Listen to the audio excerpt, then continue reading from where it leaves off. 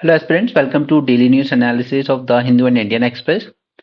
I know आज 19th है, but मैं आज आपके साथ फिर से डिस्कस करूंगा 18th का newspaper.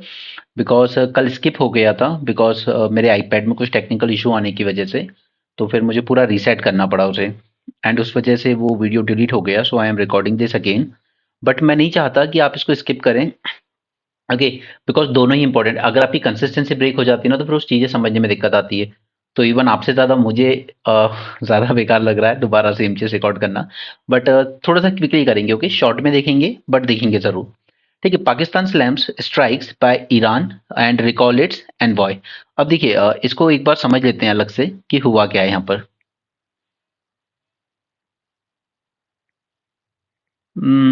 Just a second. Okay, see Iran के साथ क्या दिक्कत है। पहली बात तो अब तक आपको याद हो गए होंगे कि ये किन किन टेररिस्ट ऑर्गेनाइजेशन को सपोर्ट कर रहा है। ठीक है, ऊपर लेबनान में ये सपोर्ट कर रहा है हिजबुल्लाह को, राइट। नीचे यमन में it is supporting the Houthis, right. और इधर इसराइल के पास it is supporting the Hamas, right. और हिजबुल्लाह क्या है, शिया ग्रुप है। ईरान खुद अपने आप में शिया शिया कंट्री है। यमन में जो हाउदी हैं that is also Shia group, but Hamas is a Sunni group. ठीक है, बट फिर भी वो हमास को सपोर्ट कर रहा है because of its antagonistic attitude towards Israel. Alright, अब आइए। अब यहाँ पर ईरान के इस तरफ है अफगानिस्तान, और यहाँ पर है पाकिस्तान। ऑलराइट, और ईरान के इस तरफ आपके पास आ जाता है इराक एंड सीरिया। तो what is the problem? The problem is कि यहाँ पर पाकिस्तान के पास एक ऑर्गेनाइजेशन है, आतंकी ऑर्गेनाइजेशन, जैश अल अदल। क्लियर? अफगानिस्तान में है इस्लामिक स्टेट। ऑलराइट, और सीरिया एंड इराक दोनों जगह पर एक्टिव है इस्लामिक स्टेट की ही एक ब्रांच, जिसको हम कहते हैं इस्लामिक स्टेट कुर्द।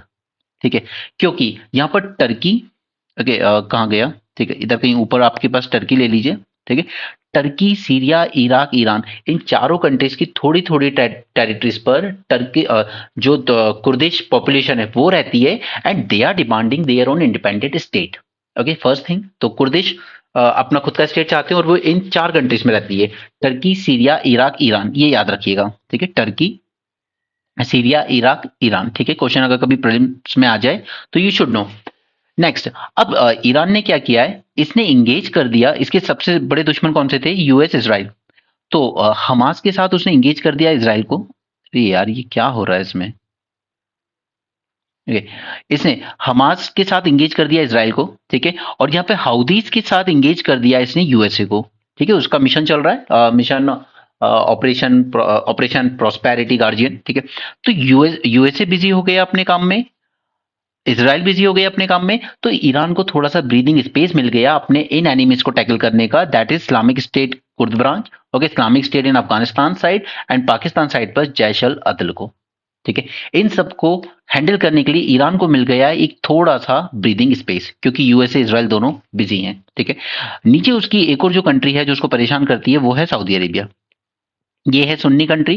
ठीक है, इसका भी ईरान के साथ पंगा चलता रहता था। ठीक है, टर्की भी एक सुन्नी कंट्री है जो धीरे धीरे अपनी पावर बढ़ाना चाह रहा है। टर्की, ईरान, सऊदी अरेबिया तीनों चाहते हैं leadership of the Islamic world. Okay, तो यहाँ पे सऊदी अरेबिया और ईरान के बीच में एक रेप्रोचमेंट करवाया चाइना ने मीडिएशन करके। ऑलराइट, तो सऊदी अरेबिया ने ज्वाइन नहीं किया है ये हाउदी के अगेंस्ट यूएस का जो प्रोग्राम चल रहा है।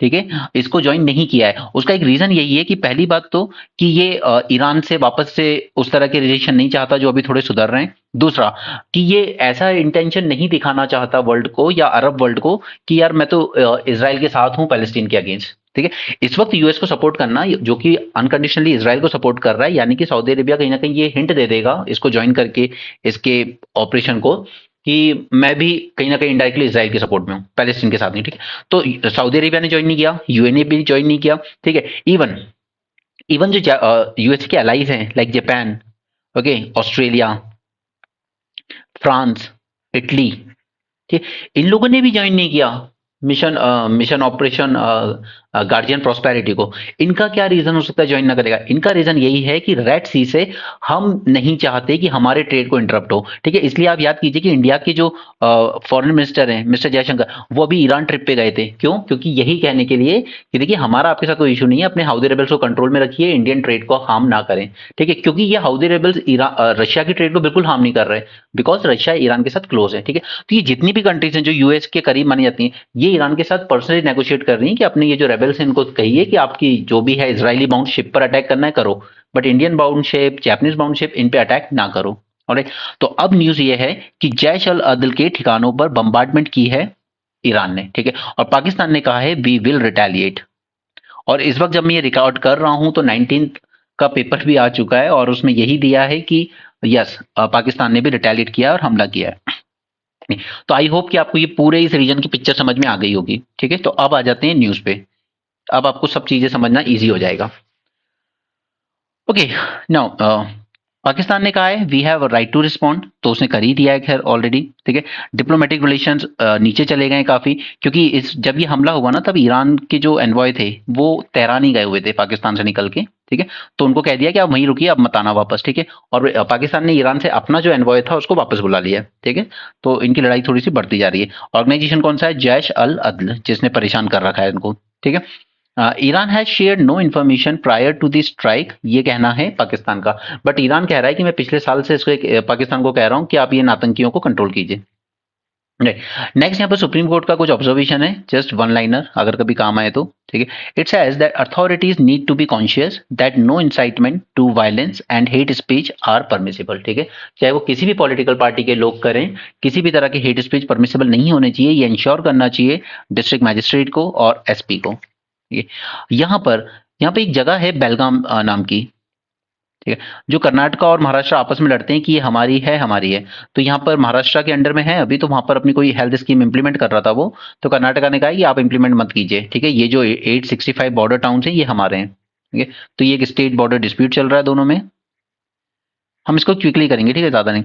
अब देखिए ये सब, I am not against the statues and all, but बात है कि इंडिया के रिसोर्सेज कहाँ डाइवर्ट कर रहे हैं हम लोग, ठीक है। मुझे नहीं लगता कि सरदार पटेल या बी आर अम्बेडकर कोई भी जिंदा होते तो वो ये कहते कि आप 400 करोड़ हमारे स्टैच्यू बनाने में खर्च कीजिए। यहाँ पे तेलंगाना गवर्नमेंट ने 125 फीट ब्रोंज स्टैच्यू बनाया है डॉक्टर अम्बेडकर का at the cost of 400 crore in Vijayawada, okay. और इसको कहा गया है the statue of social justice, okay.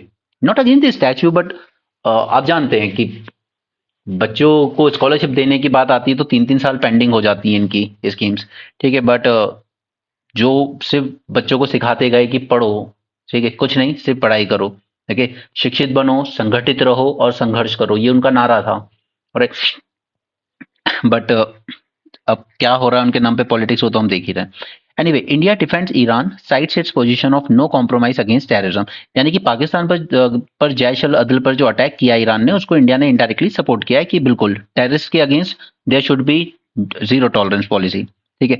Iranian revolutionary guard, ठीक है, ये उनकी जो एक स्पेशल फोर्स है, ठीक है। इसी के हेड थे मिस्टर सोलेमनी, कि जिन्होंने इस्लामिक स्टेट के अगेंस्ट वो सारी मुहिम चलाई थी, इराक सीरिया में इस्लामिक स्टेट के लोगों को मारना शुरू किया था, क्योंकि इस्लामिक स्टेट है एक सुन्नी ऑर्गेनाइजेशन, ठीक है। वो बिल्कुल एकदम पैदाइशी दुश्मन है ईरान का, क्योंकि Iran is Shia country, alright.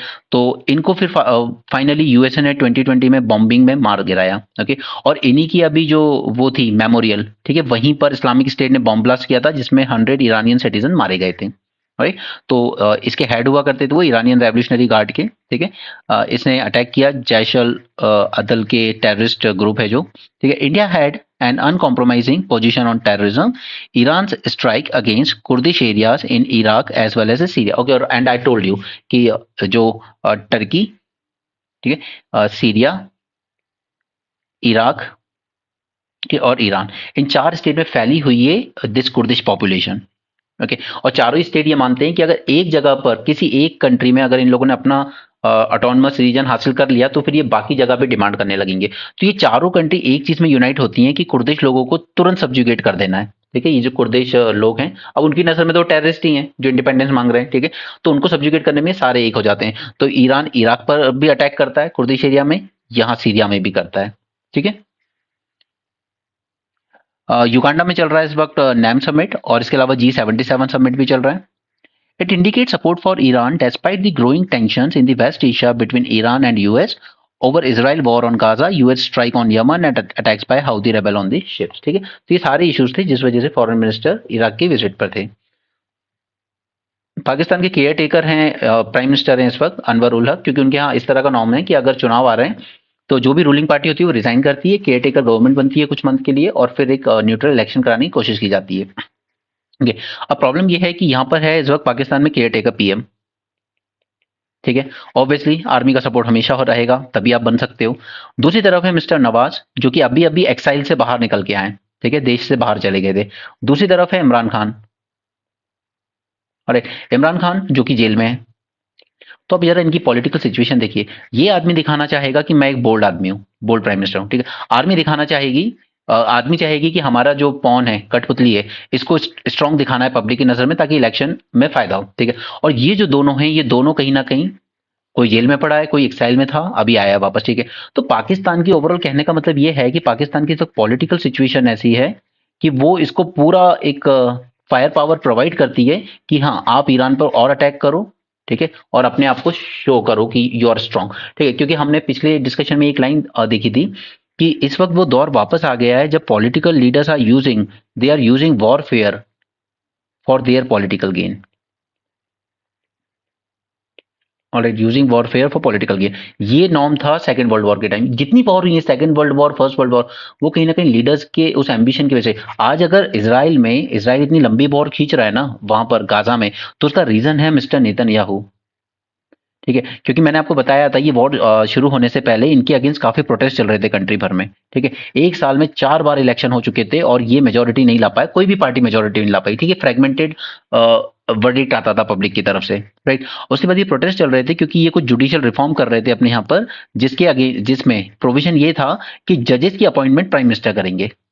अब अगर जजेस की अपॉइंटमेंट प्राइम मिनिस्टर करेंगे और जबकि इस प्राइम मिनिस्टर के अगेंस्ट ही करप्शन केस चल रहा है, ठीक है, इन्हीं जजेस के सामने सुप्रीम कोर्ट में, तो फिर न्यूट्रल जजमेंट कैसे आएगा, एक क्लीन जजमेंट कैसे आ पाएगा? क्योंकि उनकी अपॉइंट, वो ऐसे जजेस की अपॉइंटमेंट करेंगे ना जो उनके अगेंस्ट केस में जजमेंट उनके फेवर में दे, राइट। तो इसके अगेंस्ट प्रोटेस्ट कर रहे थे और यही एक रीजन है कि कहीं ना कहीं शायद मिस्टर नेतन्याहू इस वॉर को और ज्यादा लंबा खींच रहे हैं।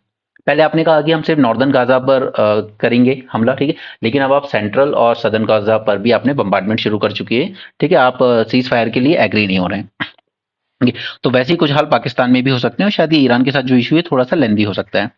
यहाँ पर है डिस्प्रोपोर्शनेट एक्ट, ठीक है, एफसीआरए।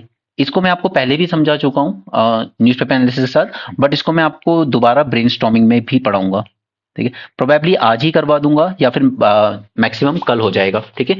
और ब्रेनस्टॉर्मिंग और मेंस 450 प्लस, ठीक है, 450 प्लस एंड ब्रेनस्टॉर्मिंग, ये वीडियोस आपको एक्सेसिबल हो जाते हैं just as at a nominal cost of ₹500। It's not important that money, it's not that money is important, the thing is आप लोगों में थोड़ी सिंसियरिटी एंड रेगुलरिटी रहेगी, बिकॉज इट्स नॉट वर्थ कि मैं इतने वीडियोस बनाऊं, इतना टाइम दूं उसको, और उसके बाद अगर 20 या 25 व्यूज आते हैं और ओके इन पे जब मैं कराता हूं इसको, तो कभी कभी वॉच आवर्स 10 आवर्स भी चले जाते हैं और some time it goes to 2 hours 3 hours, so okay, so that feels like an insult, okay. So इसलिए इस पे मिनिमम चार्ज रखा गया, आप में से जिसको सब्सक्राइब करना है आप देख सकते हैं, बाकी आपकी मर्जी है।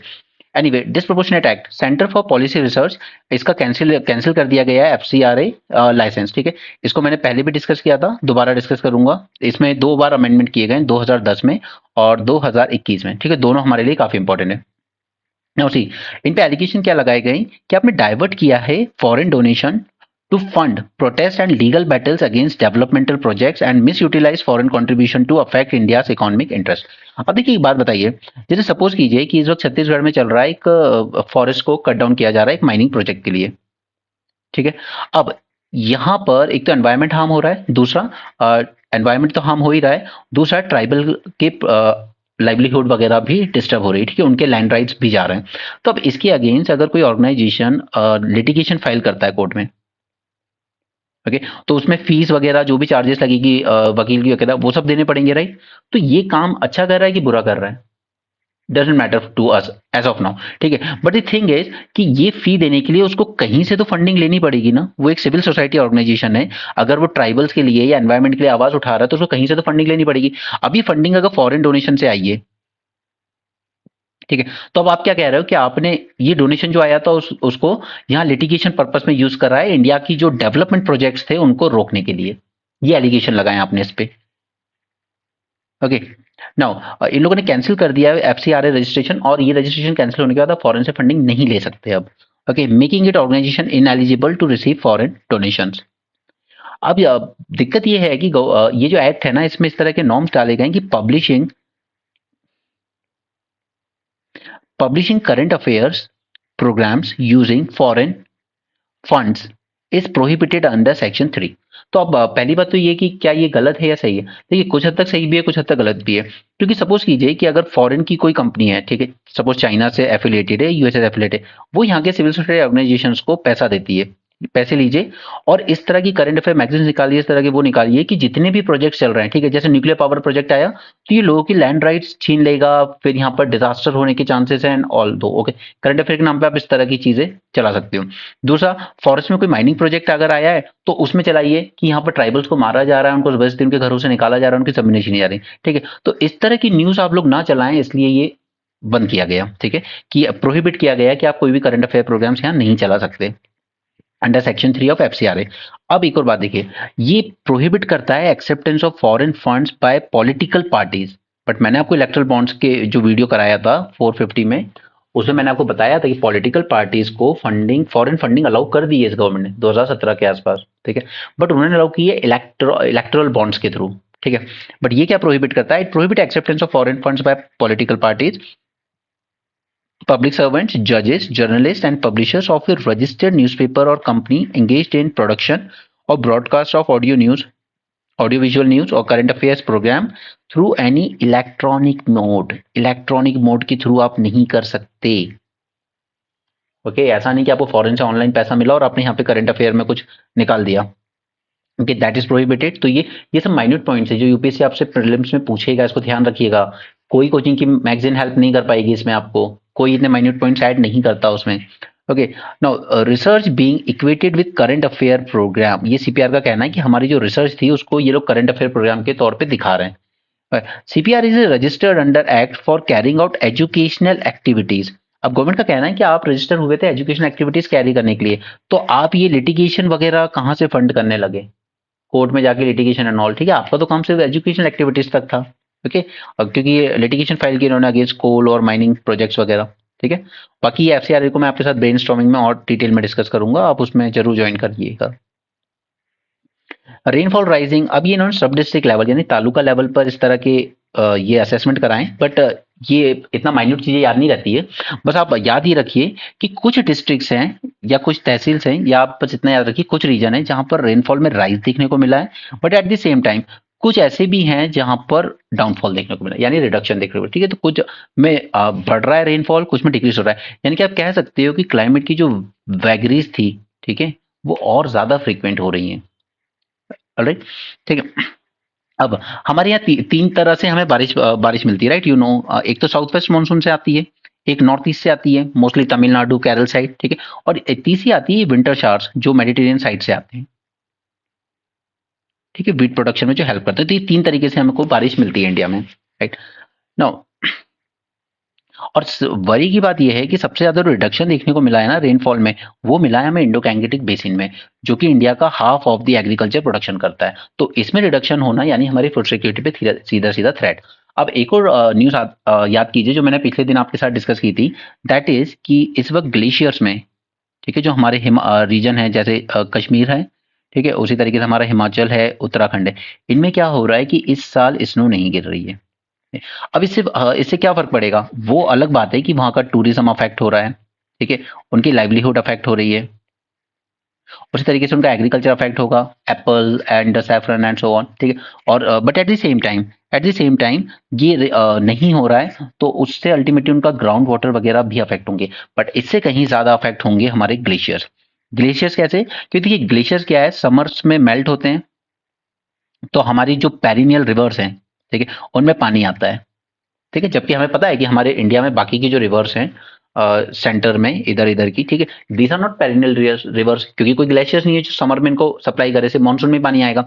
ओके, बट यहाँ पर पेरिनियल रिवर क्यों है? क्योंकि समर्स में यही ग्लेशियर मेल्ट होते हैं, बट अब क्योंकि स्नोफॉल कम हुआ है इस बार, तो आप कह सकते हो कि जो समर में मेल्ट होगी वो कम होगी, ठीक है। आप कह सकते हो कि समर में मेल्टिंग होती है, फिर विंटर्स में वापस से रिकवर कर लेता है, बट इस साल स्नो बहुत कम गिरी है, तो इसका सीधा सीधा इम्पैक्ट हमें देखने को मिलेगा हमारी हिमालयन रिवर्स पर, जो कि डाउन स्ट्रीम जाती हैं सभी स्टेट्स में, ठीक है, जो बहुत हाईली पॉपुलेटेड स्टेट है, UP, Bihar, okay, Jharkhand, West Bengal and so on, ठीक है। और इन्हीं एरियाज में सबसे ज्यादा और सबसे इंटेंसिव एग्रीकल्चर भी होता है, तो ये हमारी फूड सिक्योरिटी पर एक थ्रेट कैरी करेगा, ठीक है। अब वो सारी चीजें कनेक्ट कर लेना इकोनॉमी की, फूड सिक्योरिटी, फूड प्रोडक्शन अगर कम होगा तो इन्फ्लेशन बढ़ जाएगा, ठीक है। इन्फ्लेशन बढ़ जाएगा तो आरबीआई की मॉनेटरी पॉलिसी कमेटी में उसको रेपो रेट बढ़ाना पड़ेगा। अब रेपो रेट बढ़ाना पड़ेगा तो ओवरऑल लोन महंगे हो जाएंगे, ठीक है। मनी सप्लाई रिड्यूस हो जाएगा मार्केट में, मनी सप्लाई रिड्यूस हो जाएगा तो मार्केट में डिमांड कम हो जाएगी, लोगों के हाथ में पैसा कम होगा, और डिमांड कम हो जाएगी तो ओवरऑल इंडस्ट्रीज का जो प्रोडक्शन होगा वो भी कम हो जाएगा। वो कम हो जाएगा तो इनकम टैक्स कम आएगा गवर्नमेंट के पास, ठीक है। एम्प्लॉयमेंट लोगों को कम मिलेगा, कंपनीज को प्रॉफिट कम होगा तो कॉर्पोरेट टैक्स गवर्नमेंट को कम मिलेगा, ठीक है। तो ये सारी चीजें कहाँ से शुरू हो रहे हैं? ये पूरा रायता जो इतना लंबा हमने देखा वो कहाँ से शुरू हो रहा है? सीधे सीधे क्लाइमेट चेंज। ओके, तो आई होप आपको चीज समझ, ठीक है। देखिए इसी तरीके से पढ़ना होता है, बस चीजें कनेक्ट करना सीखो और चीजें अपने आप आपके दिमाग में फ्लो होना चाहिए, तभी यूपीएससी निकलेगा। इट्स नॉट लाइक कि बुक्स मैगजीन और ये सब चीजें लेके मैं रट्टा मारूंगा, नहीं, रट्टा नहीं मारा जा सकता इनका, ओके। चीजें इस तरीके से आपको सीखनी होंगी, और इसीलिए ब्रेनस्टॉर्मिंग बहुत इंपॉर्टेंट चीज है। खुद से करो, चाहे मेरे साथ करो, चाहे कहीं और करो, बट ब्रेनस्टॉर्मिंग इसीलिए बहुत इंपॉर्टेंट है क्योंकि अब मैं उसमें ऐसा कुछ नहीं बताता आपको जो आपको रटने की जरूरत हो। मैं सिर्फ आपको चीजें कनेक्ट करना सिखाता हूं ताकि आप अपने आप को मेंटली ट्रेन कर सकें इस तरीके से कि मुझे किस तरीके से यूपीएससी में क्वेश्चंस को हैंडल करना है, राइट। अब वो यही सब क्वेश्चन आपसे पूछता है, इसी तरह के एप्लीकेशन बेस्ड चीजें पूछता है कि ये जो क्लाइमेट वैगरीज वगैरह हो रही है, क्लाइमेट चेंजेस हो रहे हैं, तो क्या इससे सीधे सीधे इंडिया की इकोनॉमी, इंडिया की फूड सिक्योरिटी, इन सब पे असर पड़ेगा? तो बिल्कुल पड़ेगा, और बहुत अच्छा खासा असर पड़ेगा, ऑलराइट। चलिए सर्ट की बात करते हैं। तो हमारे यहाँ हमने काफी साइबर अटैक्स देखे पिछले कुछ टाइम में, जैसे एम्स की वेबसाइट कई दिन तक हैक रही, ठीक है, काफी डेटा भी चोरी हुआ और रैंसमवेयर भी मांगे गए। उसी तरीके से multinational corporation like HCL, TCS, इन सब पे भी रैंसमवेयर अटैक हुए, ठीक है। अब बात यह है कि सर्ट जिसकी जिम्मेदारी है ये सब अटैक रोकने की, उसको ये सब रिजॉल्व करने में 11 महीने लग गए, ठीक है। हाउएवर सब्सट्रैक्टिंग थेफ्ट और abuse of the sensitive data has called for an investigation, ठीक है। उसको ये सब चीजें प्रोटेक्ट करने में कि अटैक हुए हैं तो चलिए अब इनको हैंडल करता हूँ, इन सबको हैंडल करने में उसको 11 महीने का वक्त लग गया। तो that's how slow we are. यहाँ पर ग्लोबल मीट चल रही है एग्रीकल्चर सिस्टम की, कैसे हम अपने एग्रीकल्चर को क्लाइमेट रेजिलिएंट बनाएं, ओके। तो उसमें मैंने आपको एक और टॉपिक समझाया था ब्रेनस्टॉर्मिंग में, जीएम क्रॉप्स का, ठीक है, कि कैसे हम उस तरह की रिसर्च एंड डेवलपमेंट करें कि हम ऐसे सीड्स वगैरह बना सकें जो कि आप कह सकते हो कि ज़्यादा हीट को टॉलरेट कर पाए, ठीक है, फ्लड को भी बियर कर पाए, ठीक है। तो इस तरह की चीज़ें रिसर्च एंड डेवलपमेंट आती है। तो हमें क्लाइमेट को ज़्यादा से ज़्यादा रेजिलिएंट बनाना है, क्योंकि क्लाइमेट चेंज हो रहा है, उसको रोकना पॉसिबल नहीं है, वो होगा, वो रियलिटी है, बट आप जितना रेजिस्टेंट डेवलप कर लेंगे उतना बेटर होगा। चलिए यहाँ पे हम लोग बात करते हैं गट माइक्रोब्स की। इसके बारे में 4-5 इंपॉर्टेंट पॉइंट्स हैं जो आपको एग्जाम में शायद पूछे जा सकते हैं, तो बस उनको नोट डाउन कीजिएगा, ऑलराइट। नाउ ठीक है, पहले तो कह रहा है there is some relationship between human genome, ठीक है, जीनोम, जीन मैपिंग, ये सब मैंने आपको प्रीलिम्स के रिवीजन सीरीज लेक्चर 4 में बता दिए हैं, ठीक है, कंसेप्ट वहाँ क्लियर हो चुके हैं। Relationship between human genome and bodies microbial inhabitants, ठीक है, तो इनके बीच कुछ रिलेशनशिप तो है। इन 2012 एक प्रोजेक्ट शुरू किया गया, human microbiome project, that provided for the first glimpse into human bodies complex microbial makeup using genome sequencing, okay. तो इस प्रोजेक्ट से हम लोगों ने कोशिश की कि इंसान की बॉडी में का जो माइक्रोबियल मेकअप है उसको देखा जाए, ठीक है। Now for example, human gut microbe contribute to essential physiological function like digesting food, absorbing essential nutrient, ठीक है। तो ये जो गट माइक्रोब है उनका काम क्या होता है? सबसे पहले तो हमें हेल्प करते हैं डाइजेस्टिंग फूड और इस तरह की चीजों में, but the microbes involve in these activities also produce some enzyme that human body requires to function normally, ठीक है। तो सबसे पहला तो कि ये हमें हेल्प करते हैं अपने बेसिक फंक्शंस में, और ये काम करते वक्त ये प्रोड्यूस करते हैं कुछ एंजाइम्स भी which are required for human body to function normally. That is one point, the one function of these microbes. Second, if the population of microbe become too excessive or the composition of community of microbes changes, the body can develop a variety of health condition. ठीक है, तो second thing is कि हमें ये जानना होगा कि इनका आइडियल परफेक्ट कॉम्पोजिशन क्या होना चाहिए, ठीक है, और इसमें किसी तरह के चेंजेस अगर करने हैं तो क्यों करने हैं, ठीक है, वो अभी आगे पॉइंट आएगा. Now, when sick people take antibiotics to treat an infection, their gut microbial composition change significantly and it return to original state after some time. और हमारे यहाँ पर एंटीबायोटिक्स कितनी ओवर यूज की जाती है इंडिया में वो हम सब जानते हैं, ठीक है. इस पे आज ही मैंने आपको मेंस 450 प्लस में एंटी माइक्रोबियल रेजिस्टेंस पे लेक्चर बना के दिया है, ठीक है, तो आपने जो सब्सक्राइब है वहां से देख सकते हैं उसको, एक बार में कवर हो जाएगा. एंड ये इतना न्यूज में आया है दैट आई स्ट्रांगली फील कि आपको मेंस में शायद पूछा जा सकता है. Some medical researchers also artificially change the human microbe composition in order to achieve some clinical outcome. तो ऐसा नहीं है कि ये सब सिर्फ दवाई लेने से चेंज होता है या अगर चेंज हो गया तो डिजीज हो ही जाएगा आपको, ऐसा नहीं है. कई बार आर्टिफिशियली भी चेंज किया जाता है कुछ अचीव करने के लिए. Like for example, they used fecal microbial transplants from donors to people with extreme obesity to improve their sensitivity to insulin and resolve other metabolic syndrome. ठीक है, तो इनका यूज भी किया जाता है कुछ अचीव करने के लिए, कुछ particular output. So in overall we can say that we have lot to gain from knowing optimal composition of human microbiome and the ways in which it influence our health. ठीक है, तो ये बस 4-5 points थे जो आपको जानना है, बाकी आर्टिकल आपके काम का नहीं है, वो सब मैंने देख लिया है. ये उसमें कुछ काम का नहीं है और अगर होगा तो मैं उसको बाद में आपको अलग से ब्रेनस्टॉर्मिंग में करा दूंगा, ठीक है. यहाँ पे वापस से वेस्ट एशिया पैलेस्टीन का इशू है, तो ये सब आप देख ही चुके हो. लेबनान में हिजबुल्लाह, सीरिया में इस्लामिक स्टेट कुर्द, ठीक है, हिजबुल्लाह लेबनान में है, Hamas Hamas West Asia, West sorry Gaza पट्टी, ठीक है, और ईरानियन कमांडर सोलेमनी की जो डेथ हुई और उनकी जो जगह थी जहां पर उनकी वो चीज चल रही थी मेमोरियल, ठीक है, वहां पर अटैक हुआ और 100 लोगों को मार दिया इस्लामिक स्टेट ने. US air strike in Iraq, Syria, Yemen seek to retaliate against Shia militias. ठीक है, यूएस ना इस्लामिक स्टेट के अगेंस्ट कभी उतना हाइपर नहीं हुआ जितना ये हमेशा शिया मिलिटियास के अगेंस्ट होता है. ठीक है, जैसे ईरान हो गया, हाउदी हो गया, हिजबुल्लाह हो गया. ठीक है, the chaos and instability spread, Sunni Islamist militants attacked Iran. ठीक है, Islamic State. Now, Iran claim to have destroyed Israel intelligence output in Iraq, Kurdistan. ठीक है, मैं आपको बता चुका हूँ कुर्द. ठीक है, वो जो एक मतलब आप कह सकते हो कि बनना चाहते हैं देश बट बन नहीं पाए, वो सिर्फ कुर्दिश पॉपुलेशन वहां रहती है अभी. ठीक है, तो इराक में जहां पर ये लोग रहते हैं ना, वहां पर ईरान ने कहा कि यहाँ पे इराक की जो मोसाद है, इसराइल की जो मोसाद है, ठीक है, उसका हेडक्वार्टर था, तो हमने इस पर अटैक करके डिस्ट्रॉय कर दिया है. Training camp of Sunni Islamist in Syria and Pakistan. ठीक है, टू फ्रंट वॉर में उलझा हुआ है इस वक्त Iran. Okay, so this is a classic case of regional anarchy, कि पूरा का पूरा रीजन एम्ब्रॉइल हो चुका है अलग अलग इश्यूज में. Now, this unilateral military measure to address the perceived security challenges, throwing in international laws and idea of sovereignty to जो bedrock हुआ करते थे इंटरनेशनल सिस्टम का टू द विंड. ठीक है, ये यूनिलेटरल मेजर्स. ठीक है, आप मल्टीलेटरल फोरम्स में बात नहीं कर रहे हो कि आपके यहाँ टेररिस्ट ऑर्गेनाइजेशन है या इसको बैन कीजिए, सैंक्शन कीजिए, नहीं.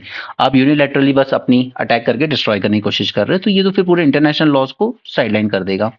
ठीक है, अक्टूबर 7 में जब ये अटैक हुआ ना हमास का इसराइल में, उसके जस्ट कुछ दिन पहले ही इन लोगों ने कहा था कि मिडिल ईस्ट काफी क्वाइट हो गया. अब अब्राहिम अकॉर्ड हो रहा था पैलेस्टीन इशू पर. ठीक है, सऊदी अरेबिया और इसराइल एक दूसरे के थोड़ा सा करीब आ रहे थे क्योंकि दोनों का कॉमन एनिमी क्या, ईरान. ठीक है, तो कॉमन एनिमी की वजह से दोनों थोड़ी पास आ रहे थे. इराक में सब कुछ शांत दिख रहा था. उसी तरह गल्फ अरब और ईरान हैड रीच द रेप्रोचमेंट. ठीक है, गल्फ अरब ये करवाया था चाइना ने मीडिएशन से, सऊदी अरेबिया के साथ डिप्लोमेटिक रिलेशन फिर से स्टैब्लिश करवाए थे. ठीक है, सीज फायर हो चुका था यमन में. यमन में सऊदी अरेबिया बम्बार्डमेंट कर रहा था. ठीक है, बॉम्बिंग कर रहा था अगेंस्ट दी हाउदी रेबल्स, क्योंकि यहाँ पर जो गवर्नमेंट है यमन में वो शिया सुन्नी गवर्नमेंट है. ठीक है, उसके सपोर्ट में सऊदी अरेबिया बम्बार्डमेंट करता था हाउदी रेबल्स के अगेंस्ट. बट वो भी सीज फायर हो गया था, तो सब कुछ ठीक दिख रहा था. बट इग्नोर कर रहे थे ये लोग सबसे पुराने क्राइसिस को, दैट इज पैलेस्टीन. और पैलेस्टीन से ही क्राइसिस शुरू हुआ और आज पूरा रीजन उसमें एम्ब्रॉइल हो चुका है. ठीक है, और इस पूरे फसाद ने क्या किया है कि फिर से ये जो इशू था पैलेस्टीन का, उसको फिर से सेंटर स्टेज पर ले आया है, triggering perhaps the deepest security crisis in region since 1967, जब अरब इजराइल वॉर हुई थी. ठीक है, बट पहले की जो अरब इजराइल वॉर हुई थी ना, वो सिर्फ स्टेट्स के बीच में थी. बट अब जो हो रही है उसमें नॉन स्टेट एक्टर्स बहुत ज्यादा हो गए हैं. Hamas, Houthi, Hezbollah, Islamic State and Jaish al Adl. ये सारे नॉन स्टेट एक्टर्स हैं जो स्टेट्स के साथ एम्ब्रॉयड हो चुके हैं इस फसाद में। Israel has achieved little in Gaza. The Houthis survived 7 years of Saudi bombing. Okay, so obviously बात है अमेरिकन बॉम्बिंग से भी वो बची जाएंगे. Even though Iran want to showcase strength and boldness, okay, the old order anchored by America is in tatters now. West Asia needs a new security equilibrium. There has to be an immediate ceasefire in Gaza and peace between Israel and Palestinians. तो ये बहुत जरूरत है ये सब करने की. चलिए यहाँ पर है हाउदी रेबल्स की बात, ठीक है। ये ऑपरेशन प्रॉस्पेरिटी गार्जियन जो यूएस ने चलाया है यहाँ पर, ठीक है, under under its combined maritime forces. और देखिए इस कंबाइंड मैरीटाइम फोर्सेस के इंडिया भी पार्ट है। इस ऑपरेशन को ज्वाइन नहीं किया हमने, बट ये जो सीएमएफ है कंबाइंड मैरीटाइम फोर्स, ओके, इसका पार्ट इंडिया भी है, ठीक है। इसको रिस्पॉन्स नहीं मिला है अलाइज और स्ट्रेटेजिक पार्टनर से, ना इंडिया से मिला है, ना जापान से मिला है, ना किसी से मिला है, ठीक है। Out of the 9 mentioned names nations mentioned initially as part of the operation, three are not NATO allies, ठीक है, that is France, Italy, Spain. But in लोगों ने भी डिक्लाइन कर दिया, ठीक है। ये तो नाटो पार्टनर्स है ना, बट उन्होंने भी कहा हम इस ऑपरेशन प्रॉस्पेरिटी गार्जियन का पार्ट नहीं बनना चाहते हैं, alright, and they all are operating independently, ठीक है। सिर्फ बहरीन है जो यूएस की 5th फ्लीट का हेडक्वार्टर भी है, सिर्फ बहरीन ने is the only West Asian nation to be part of this operation. Similarly, Saudi Arabia ने ज्वाइन नहीं किया है to avoid the negative impact on Saudi-led negotiation on ending the ongoing war in Yemen, ठीक है। उसके बाद endeavors to improve the relation with Iran with mediation of China, ठीक है। और वो इसको ज्वाइन करके ये नहीं दिखना चाहता था अरब स्टेट में कि आप भी इसराइल को सपोर्ट कर रहे हो, ठीक है। यूएई ने भी ज्वाइन नहीं किया। इंडिया ने सीएमएफ ज्वाइन किया है as associate partner in 22 and full member बन चुका है 23 में। हम भी इंडिपेंडेंटली ही ऑपरेट कर रही है हमारी नेवी, हमने भी इस मिशन प्रॉस्पेरिटी को ज्वाइन नहीं किया है, ओके, बिकॉज क्योंकि हम भी ईरान के साथ अपने रिलेशन और खराब नहीं करना चाहते। सिमिलरली जापान एंड ऑस्ट्रेलिया ने भी ज्वाइन नहीं किया है, ठीक है, they are yet to join the operation. So this indicate there is a division even between the like minded nations that support the freedom of navigation and endorse maritime strategy. Okay, so this is very important point कि even like minded countries के बीच में भी division है, और इस division का पूरा advantage लिया है हाउदी रेबल्स ने, ठीक है, यूएस के अगेंस्ट, ओके। सो अल्टीमेटली क्या है कि इनके पास जो वेपन्स आ रहे हैं जैसे ड्रोन्स यूज कर रहे हैं ये, ठीक है, उसी तरीके से anti ship ballistic missile use कर रहे हैं ये, ठीक है। तो ये कहाँ से आ रहे हैं? एलिगेशंस लग रहे हैं कि ईरान तो दे ही रहा है, साथ साथ चाइना भी दे रहा है, ठीक है, ये भी एलिगेशंस है। तो सबसे पहले तो सप्लाई को रोकना जरूरी है, इन हाउदी रेबल्स के पास जो वेपन्स आ रहे हैं उसको रोकना जरूरी है, अदरवाइज तो फिर पूरा यमन भी जो है वो एक बैटल ग्राउंड बन जाएगा लेबनान की तरह। यहाँ पर role of universities in society. Now see, ये जो यूनिवर्सिटीज हैं इन पे यूजीसी ने काफी सारी ऐसी चीजें कही जो ठीक नहीं लगती। फर्स्ट, पहले इन्होंने कहा कि सेल्फी पॉइंट बनाइए सभी यूनिवर्सिटी और कॉलेज में पीएम मोदी के, ठीक है, वहां पर आप सेल्फी वगैरह लीजिएगा। फिर इन्होंने कहा था कि जी20 के जो भी गोल्स वगैरह है ना उनको आप थोड़ा सा पॉपुलर कीजिए स्टूडेंट्स के बीच, ठीक है, जी20 के गोल्स वगैरह, यानी कि गवर्नमेंट का स्टैंड, गवर्नमेंट का रोल और ये सब हाईलाइट कीजिए। अब इन्होंने कहा है कि बेटी बचाओ बेटी पढ़ाओ का जो लोगो है उसको यूज कीजिए।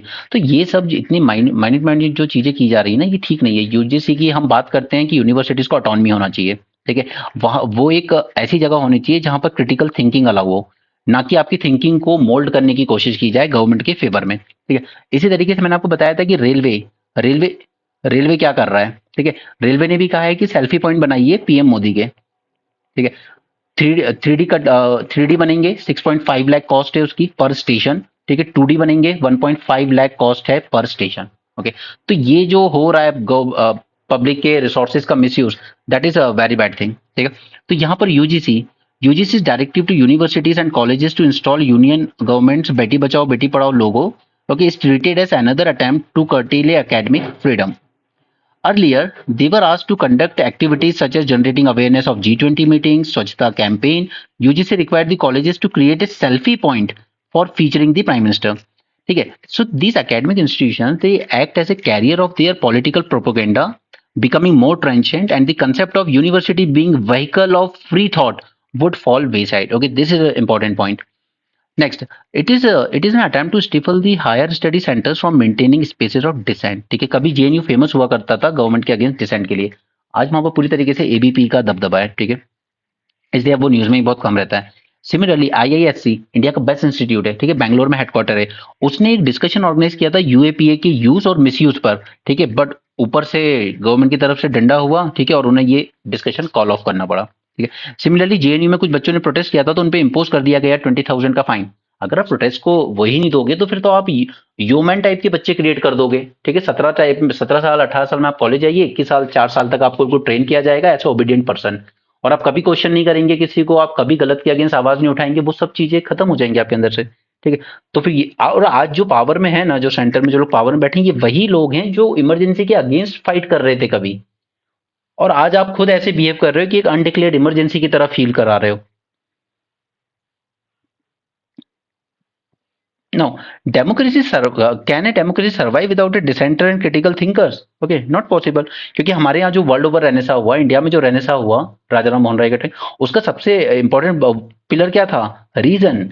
लर्न टू रीजन, क्वेश्चन कि कुछ चीज अगर है तो वो क्यों है।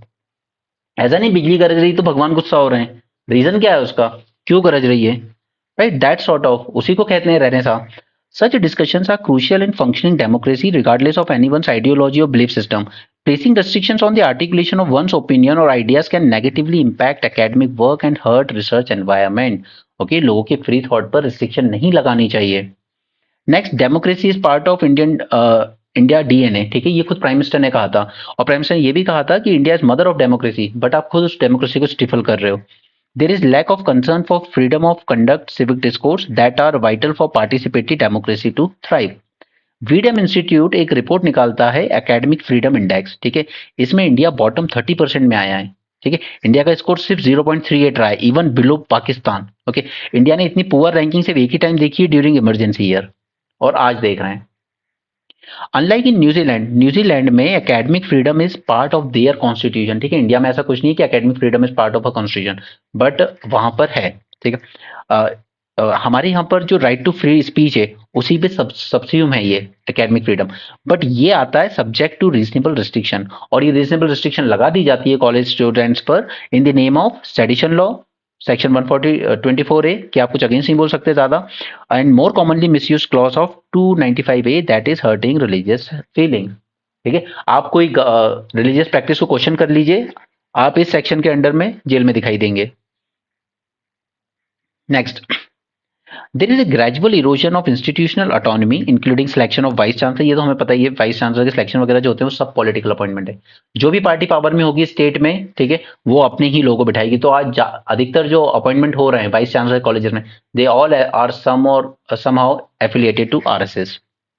It is now becoming a common practice both at the center and state level to make university appointments on political consideration rather than merit. New Zealand academic freedom को डिफाइन करता है freedom of academic staff and students within the law, ठीक है, law violate करके नहीं, to question and test received wisdom, to put forward new ideas and to attack and to state controversial और unpopular opinions. Okay, यहाँ पर एएससीआर का सर्वे हुआ था, ठीक है, तो इसके जो भी इंपॉर्टेंट पॉइंट्स हैं ना आपके साथ, ये मैं ब्रेनस्टॉर्मिंग में आज अलग से आपको करा दूंगा, ताकि यहाँ पर 3-4 आर्टिकल पढ़ने में आपका टाइम वेस्ट नहीं होगा। जो भी हमारे एग्जाम पॉइंट ऑफ व्यू से काम के हैं वो मैं आपको आज ही ब्रेनस्टॉर्मिंग में करवा दूंगा, ठीक है। कुकीजों में ट्राइब की बात करें तो ये कन्फ्लिक्ट आपको अब तक शायद मुझे बानी याद हो गया होगा अगर आपने एनालिसिस शुरू से फॉलो किया है, ठीक है। प्लेन एरियाज है एक तरफ, दूसरी तरफ है हिल एरियाज। प्लेन एरियाज में रहते हैं मिताई, ठीक है, विच आर प्रिडोमिनेंटली हिंदू, ठीक है, इनकी पॉपुलेशन 54% के आसपास है, ठीक है। हिल एरिया में मोस्टली रहते हैं कुकी ट्राइब्स, ठीक है, which are mostly Christians, okay, और इनकी पॉपुलेशन अराउंड 48% समथिंग है या उससे भी कम है, क्लियर। ये जो कुकीज हैं ये आते हैं शेड्यूल ट्राइब में, ठीक है, और शेड्यूल ट्राइब में आना मतलब आप हिल एरियाज में, फॉरेस्ट में आप लैंड होल्ड कर सकते हो, ठीक है। मिताइस ये नहीं आते हैं एसटी में, ठीक है, they are not part of schedule tribe. तो पहली बात तो ये फॉरेस्ट लैंड होल्ड कर नहीं सकते, फिर वो रिजर्वेशन जॉब्स और उसमें नहीं मिलते, वो एक सीन है। मणिपुर हाई कोर्ट ने जजमेंट दिया कि आप इन मिताइस को शेड्यूल कास्ट में डालिए, ठीक है, और उसी वजह से ये सारा वायलेंस शुरू हुआ, ठीक है। अब यहाँ पे जो चीफ मिनिस्टर आते हैं वो खुद आते हैं मिताई कम्युनिटी से, क्लियर।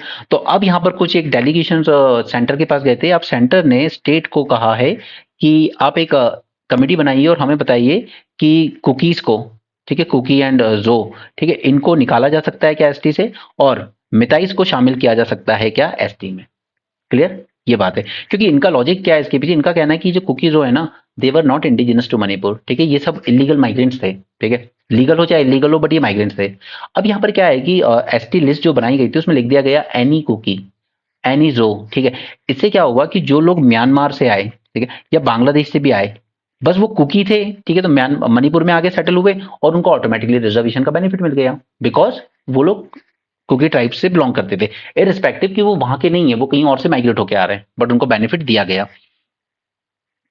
यहाँ पर Manipur government has been asked by centre seeking the delisting of certain Kuki and Zomi tribe from scheduled tribe list of Manipur, ठीक है, inclusion of Meitei in ST list by seeking the exclusion of Kuki and Zomi, ठीक है, उनको निकालना है और इनको डालना है।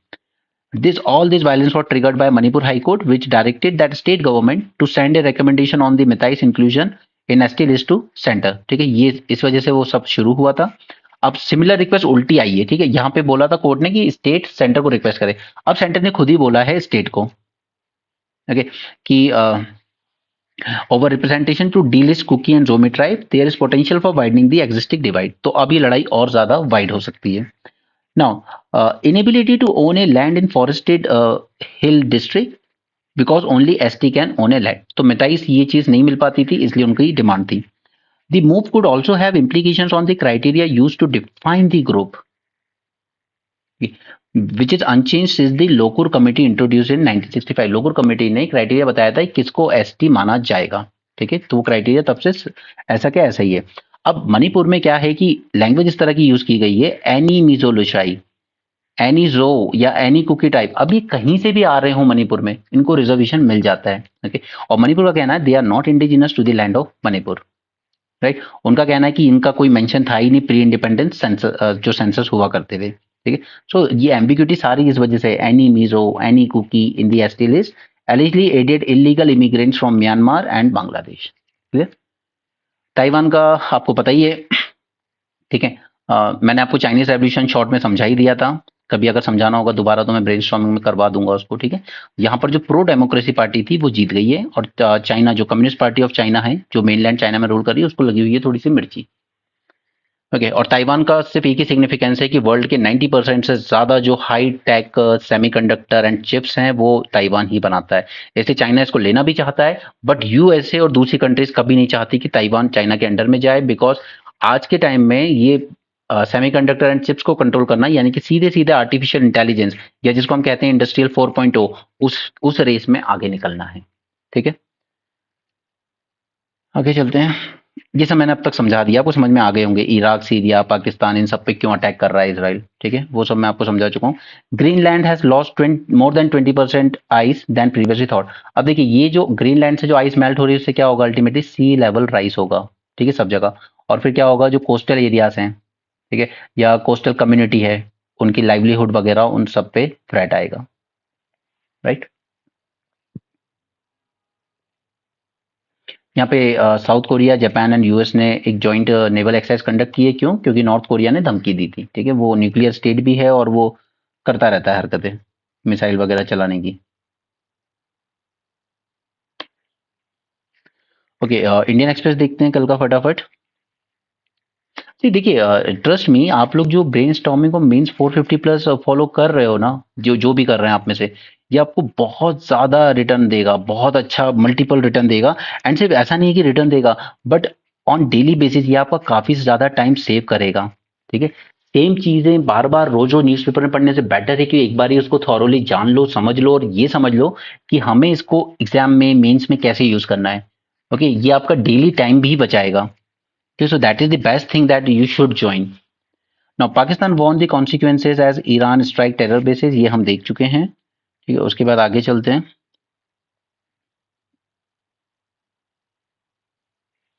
जो कॉमन न्यूज होगी उसको स्किप करेंगे। ओके, यहाँ पर वीट वगैरह के जो बफर स्टॉक बनाए जाते थे ना, वो 7 ईयर लो पे चले गए हैं इस वक्त, ठीक है, क्योंकि गवर्नमेंट ने इस बार वीट का परचेज भी बहुत कम किया था किसानों से। एंड डोंट फॉरगेट कि मैं आपको हमेशा रिमाइंड करता रहता हूँ कि हीट वेव्स जो आई थी पंजाब में, उस वजह से हमारा 20% तक का प्रोडक्शन कम हुआ था वीट में, ठीक है। तो इस एग्जाम्पल को बार बार इसलिए एम्फेसाइज करता हूँ ताकि आप इसको अपने आंसर में कोट करें कि क्लाइमेट चेंज की वजह से हीट वेव्स बढ़ रही हैं, प्रोडक्शन कम हुआ वीट का, ये एग्जाम्पल कोट कीजिए कि फूड सिक्योरिटी पे कैसे थ्रेट होगा, राइट।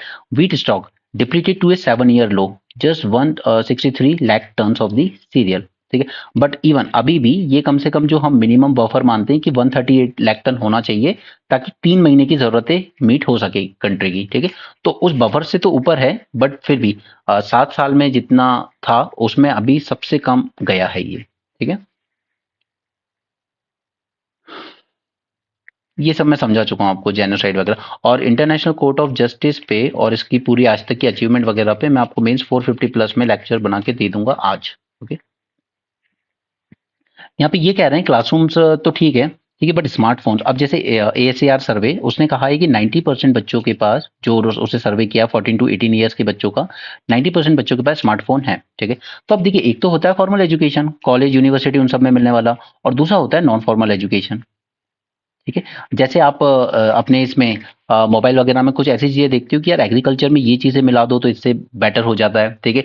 या हनी कीपिंग में अगर आप इस तरह से कुछ करोगे तो उससे बेटर हो जाएगा, ठीक। मतलब इनफॉर्मल टाइप का एजुकेशन, जैसे ताकि जो लोग एग्रीकल्चर का काम कर रहे हैं, ठीक है, या कुछ और कर रहे हैं, या जैसे आपने देखा होगा कई बार कि कंस्ट्रक्शन की भी कुछ कुछ ऐसे लोग वीडियो बना के डालते हैं कि वो एक स्किल्स बताते हैं अपनी, ठीक है, कि कैसे इस काम को और बेटर किया जाता है। तो ये कह रहे हैं कि हम इस तरह के नॉन फॉर्मल एजुकेशन को भी स्मार्टफोन के थ्रू हमें प्रमोट करना चाहिए, क्योंकि ACR सर्वे कहता है कि 14 से 18 साल के कई बच्चे अपने फैमिली ऑक्यूपेशन में एंगेज होते हैं स्कूल जाने के साथ साथ, ठीक है, चाहे वो फैमिली फैमिली ऑक्यूपेशन हो छोटा मोटा, ठीक है, या एग्रीकल्चर हो, ठीक है, उसमें एंगेज होते हैं। तो एटलीस्ट कोशिश कीजिए कि इन बच्चों को यहीं से कुछ स्किल्स दी जाएं, ठीक है, ताकि वो अपने आप को और बेटर बना सकें, ठीक है। Not just focusing on formal education but also non formal education. Mobile technology led to believe that education any time anywhere was possible. तो हाँ, बिल्कुल ठीक है, ठीक है। ACR सर्वे कहता है अबाउट 89%, मतलब 90% मान लीजिए, youth in the survey age of 14 to 18 years have a smartphone and 92% can use the smartphone and 2/3 said that they use mobile phone for their studies. Now generally focus on preparing for examination, अधिकतर मोबाइलों पे जो भी knowledge की चीजें हैं पढ़ाई की, वो किसी ना किसी एग्जाम पे फोकस कर रही हैं, वो कोई स्किल नहीं दे रही हैं आपको, ठीक है। Okay, AI based tutoring programs are growing, तो such programs are in local languages will be easily possible. तो ये तो ठीक है, बट अब हमें जरूरत है थोड़ा सा इनफॉर्मल एजुकेशन तरफ। अब देखिए, यूनिवर्सल एनरोलमेंट की बात करें तो हमने कम से कम प्राइमरी लेवल पर तो 100% एनरोलमेंट अचीव कर लिया है, ठीक है। ऑलमोस्ट सेकेंडरी और हायर सेकेंडरी लेवल पर भी बहुत जल्द कर लेंगे, क्योंकि अभी सेकेंडरी लेवल पे है करीब करीब 86% का एनरोलमेंट, ठीक है, वो भी 100% हो ही जाएगा, ठीक है। बट सिर्फ enrolment is not equal to learning. ऐसा नहीं है कि जितने बच्चे स्कूल में एनरोल हैं वो सब लर्न भी कर रहे हैं, right. Half of the half of the adolescents start working part-time in the age group of 15 to 16. Okay? The need really is for the underprivileged to be able to study while working to earn a living, यानी earn while you learn. Open schooling चलती है, NIOS वगैरह, ठीक है। Digital technology से powerful combination जिससे इनकी skills दी जा सकती है, एजुकेशन कंटिन्यू रखा जा सकता है इनके वर्क के साथ साथ। नाउ बट ये जो ओपन स्कूल का कंसेप्ट है, इसको डिसेंट्रलाइज करने की जरूरत है हमें, ठीक है, मतलब थोड़ा इनफॉर्मल बनाने की जरूरत है। The need for many more universities in India is much talk about, और वो होगा भी क्योंकि पॉपुलेशन ग्रो कर रही है हमारी और अगले 40 साल तक ग्रो करती रहेगी। But there is also need for non formal education. अब आए हैं ये उस पॉइंट पर जो हम मेन है आर्टिकल का, okay. There is need for non formal education to supplement the formal process of education. Widespread smartphone ownership combined with cheap data present a huge challenge because risk of distortion of information, but it is also an opportunity for education of the kind that is not offered in school. अब देखिए, इसमें distortion of information कैसे हो रहा है, एक example बताता हूँ। एक लेडी थी, वो सुबह जॉगिंग वॉगिंग से आई, ठीक है, उसके बाद उसने करेले का जूस और उसके साथ एक और कुछ फ्रूट मिक्स करके पिया एंड शी डाइड, ओके। तो ये सब क्यों हुआ? क्योंकि आज आपके सोशल मीडिया वगैरह पर इन्फ्लुएंसर बहुत हैं, ठीक है, हेल्थ बेनिफिट्स बता रहे हैं, कुछ बता रहे हैं, खाने पीने की बातें, कोई प्रोटीन ले लो, ये ले लो, ठीक है। बट उसके बाद फिर गवर्नमेंट ने इसको देखा भी कि इनके पास तो खुद कोई नॉलेज नहीं है, कोई सर्टिफिकेशन नहीं है, बस ये कुछ भी बोल रहे हैं अपने मन से, ठीक है। तो गवर्नमेंट ने उसके बाद एम्फेसाइज भी किया कि अगर आप इस तरह के हेल्थ एक्सपर्ट या इस तरह बन के आप कुछ बता रहे हैं यूट्यूब वगैरह सोशल मीडिया पर, तो you should show your certificate as well, okay. तो ये जो इन्फ्लुएंसर्स का रोल है ना यहाँ पर, उस इन्फ्लुएंसर के रोल की वजह से मिस इन्फॉर्मेशन भी स्प्रेड हो रही है, तो उसको भी संभालना एक चैलेंज है। Agriculture employs over 50% of India's workforce. We all know. ASCR said that nearly a quarter of all the adolescents, 14 to 18 years, they work in agriculture as well. ठीक है, जबकि वो स्कूल में भी एनरोल है। Now the need to formally train our youth in advance skill and knowledge of agriculture, fisheries and forestry traditionally handed down in families should be obvious. ठीक है, जिसकी आपकी जो स्किल्स है, जनरेशन स्किल्स है, उसको और बेटर बनाया जाना चाहिए। ठीक है, उसके लिए हमने लॉन्च भी किया है पीएम विश्वकर्मा स्कीम। ठीक है, उसमें वही सब कर रहे हैं हम लोग। Issues of natural resources, issue of natural resource management, issues of environment, climate, they all are interconnected. So there should be a growing awareness about this in children's. Knowledge and information can be accessed using digital technology wherever people are. Okay, now the probably it is not through rigid structure of classroom like college universities नहीं, बल्कि हमें अपनी indirectly informally भी skills को improve करने पे ध्यान देना चाहिए। Our education system has grown to train students to aim at one purpose, do well in examination and get job। ठीक है, तो हमारा ये जो एटीट्यूड है हमारे एजुकेशन सिस्टम का, उसको थोड़ा चेंज करने की जरूरत है। सिर्फ एग्जाम पे फोकस ना हो, जॉब लेने पे फोकस ना हो, बल्कि कुछ स्किल्स इंप्रूव करने पे हो। ऑलराइट, यहाँ पर है प्रोडक्शन लिंक इंसेंटिव स्कीम। ये हम जानते हैं, इसके बारे में काफी। ठीक है, अभी तक इसमें लाख करोड़ रुपीस तक खर्च किए जा चुके हैं। ठीक है, बट इसका एक सबसे बड़ा गोल क्या, दो गोल थे इसके सबसे बड़ा, कि एक तो हमें प्रोडक्शन बढ़ाना है। ठीक है, और दूसरा दूसरा गोल था कि जॉब्स क्रिएट करने। प्रोडक्शन तो बढ़ा, ठीक है, गवर्नमेंट से हैवीली सब्सिडीज भी मिली, तो कंपनीज को तो बेनिफिट हुआ, बट जॉब क्रिएशन बहुत कम हुआ इसमें। राइट, तो इससे तो बेटर होता कि हम अपने एमएसएमई सेक्टर्स पे इतनी सब्सिडीज दी होती, जो कि 40% एक्सपोर्ट का क्रिएट करती हैं, कभी करीब 12 करोड़ जॉब्स लोगों को जॉब्स देती हैं। ठीक है, इनको किसी तरह की इतनी हैवी सब्सिडी प्रोग्राम नहीं चलाया कि आप प्रोडक्शन बढ़ाइए, आप एम्प्लॉयमेंट बढ़ाइए, हम आपको इंसेंटिव देंगे। बट ये इंसेंटिव चलाया गया टैक्स हैवी टाइप की चीजों के लिए। ठीक है, हाई हाई एंड टेक्नोलॉजी वाली सेक्टर्स के लिए। राइट, तो कहीं ना कहीं लो जॉब क्रिएशन रहा है काफी, एज पर द इन्वेस्टमेंट। जितनी इन्वेस्टमेंट की उतनी जॉब्स क्रिएट नहीं हो पाए। क्यों? क्योंकि मोस्टली जो सेक्टर चूज किए गए थे वो टेक्नोलॉजी ड्रिवन थे, जो कि जॉब्स कम क्रिएट करते हैं।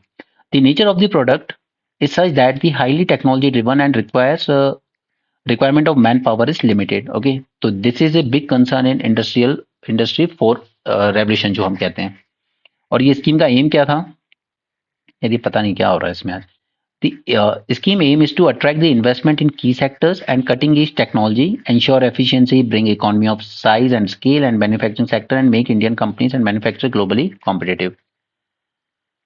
ओके, ये सब आपके काम का नहीं है, don't waste your time in all this. ठीक है, एएसएआर सर्वे की बात है तो ये मैं आपको ब्रेनस्टॉर्मिंग में आज ही करा दूंगा इन डिटेल। ठीक है, जो भी हमारे काम की चीजें होंगी। सो ये पेपर आज सेकंड टाइम रिकॉर्ड हो रहा है। ओके, अभी थोड़ी देर में मैं आपको आज का पेपर यानी कि 19 जनवरी का पेपर न्यूज़ एनालिसिस भी थोड़ी देर में आपको मिल जाएगा। Okay, so that's it for this session. Thanks for joining, have a great day and keep learning.